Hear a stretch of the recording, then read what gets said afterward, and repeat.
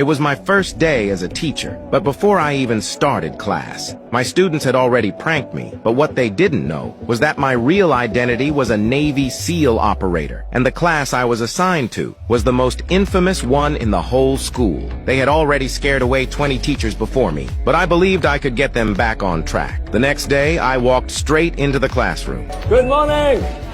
This time, the students seemed a bit calmer, but during class, they still ignored me completely. Some were eating, some were sleeping, and some were even playing video games. I introduced myself first, but no one cared. They thought I was just as weak as the teachers before me, but what they didn't know was that I had prepared a surprise for them. I picked up a rubber band and a piece of chalk from the desk.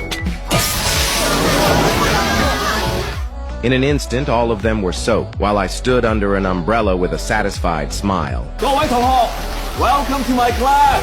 Even though I gave them a good lesson, they still had no interest in studying. To change them, I first allowed them to smoke in class, and announced that whoever correctly answered 3 of my questions could leave immediately. I asked one student to hand me a pack of cigarettes, then asked them what ingredients cigarettes were made of. 尼古丁. 你未舉手. 尼古丁. 仲有呢? 燒油. Any more? 同埋一氧化碳. 中.